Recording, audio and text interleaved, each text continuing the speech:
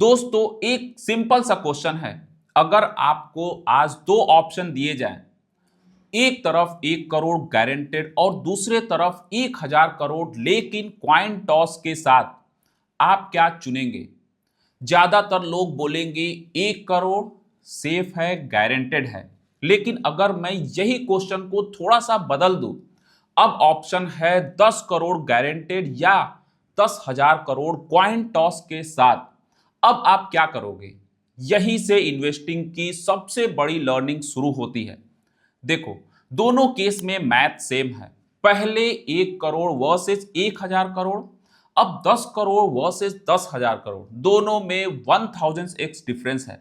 Risk भी same है लेकिन डिसीजन बदल गया।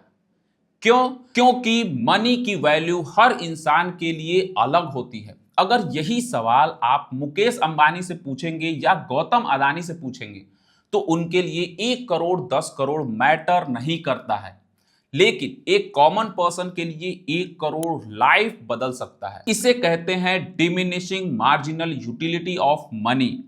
और यहीं पर लोग सबसे बड़ी गलती करते हैं। किसी भी यूट्यूबर की स्ट्रैटेजी देखी और डायरेक्ट कॉपी कर ली। लेकिन रियलिटी क्या है? पर्सनल फाइनेंस हमेशा पर्सनल होता है, सभी के लिए अलग अलग होता है। 50 साल के इंसान की स्ट्रैटेजी 25 साल के इंसान पर अप्लाई नहीं होती है।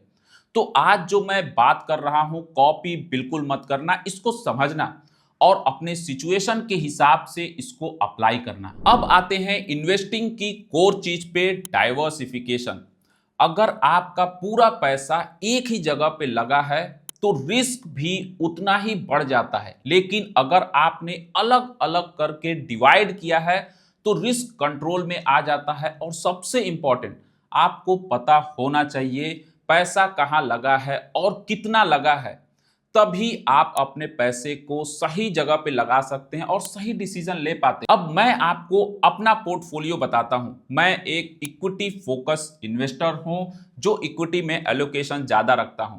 मेरे पोर्टफोलियो के अराउंड 60 से 70% इंडियन इक्विटी में इन्वेस्टेड है। इसमें डायरेक्ट स्टॉक्स भी हैं और म्यूचुअल फंड भी है, क्योंकि लॉन्ग टर्म में वेल्थ क्रिएशन यहीं से होता है। लेकिन इसका मतलब ये नहीं है कि पूरा पैसा यहीं डाल दूं, बैलेंस जरूरी है। अब नेक्स्ट आता है गोल्ड और सिल्वर। अराउंड 6% एलोकेशन है। ये क्या करता है? जब मार्केट अनस्टेबल होता है तो ये पोर्टफोलियो को स्टेबिलिटी देता है। अब आते हैं डेट और फिक्स्ड इनकम पे। PPF, FD, RD, debt fund around 8% से 10% एलोकेशन है मेरा।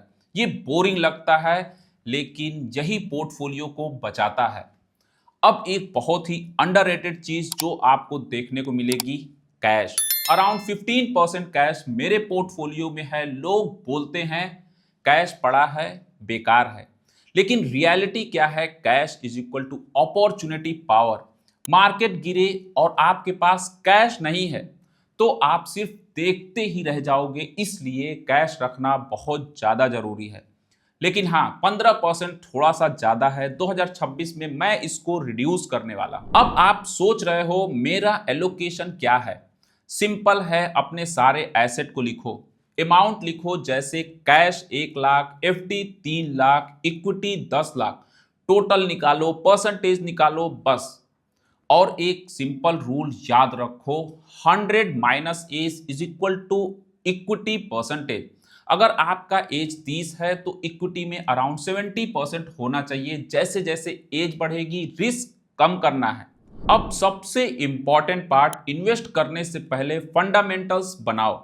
जैसे कि टर्म इंश्योरेंस कम से कम 25x एनुअल एक्सपेंस का आपके पास होना चाहिए। हेल्थ इंश्योरेंस 5 से 10 लाख रुपए और emergency fund minimum 6 month, better है 12 महीने का हो। और याद रखना, इमरजेंसी फंड स्टॉक्स या म्यूचुअल फंड में नहीं होना चाहिए, सेफ और लिक्विड होना चाहिए। अब शॉर्ट टर्म गोल्स, जो भी एक्सपेंस अगले 5 साल में आने वाले हैं, जैसे कि स्कूल फी हो गया, वेडिंग हो गया, कार हो गया, इसके लिए सिर्फ सेफ इंस्ट्रूमेंट एफडी। क्यों? क्योंकि मार्केट जो है वो अनप्रिडिक्टेबल है। अब बात करते हैं 2026 की स्ट्रैटेजी की। इंडियन इक्विटी में लार्ज कैप म्यूचुअल फंड में एसआईपी को कंटिन्यू रखेंगे, लेकिन स्मॉल और मिड कैप में भी एसआईपी कंटिन्यू करेंगे। क्यों? क्योंकि वैल्यूएशन बेटर है। जो वैल्यूएशंस है अभी मिड और स्मॉल कैप हो गया चाहे लार्ज कैप हो गया, सभी में वैल्यूएशंस बहुत ही अट्रैक्टिव हो गए हैं, तो आप यहां भी इन्वेस्टमेंट कर सकते हो। डायरेक्ट स्टॉक्स में अगर अपॉर्चुनिटी मिलेगी तभी इन्वेस्ट करूंगा, क्योंकि मार्केट बहुत ज्यादा करेक्ट हुआ है। फोकस रहेगा FMCG, private bank, auto and auto auxiliaries, CDMO और कैपिटल मार्केट।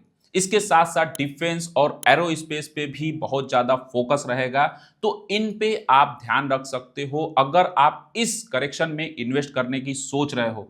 तो ये जो थीम है वो आपको आने वाले समय में भी काफी अच्छा ग्रोथ देने वाली है। अगर मैं आपको डेट एलोकेशन के बारे में बताऊं तो मैं अपना डेट एलोकेशन को रिड्यूस कर रहा हूं, क्योंकि यहां जो इंटरेस्ट रेट हाइक होने वाला था वो नहीं हुआ है। इसका जो फायदा मिलना था एफडी और बॉन्ड में, दोनों में जो फायदा मिलना था वो अब नहीं मिलने वाला है। तो इंटरेस्ट रेट नहीं बना है, तो मैं अपना जो डेट एलोकेशन है उसको रिड्यूस करने वाला हूं, और जो कैश है उसको भी रिड्यूस करेंगे, 8 से 10% के बीच में ले आऊंगा, क्योंकि इस समय में जो मार्केट में करेक्शन आया है वो आपको काफी अच्छा देखने को मिल रहा है।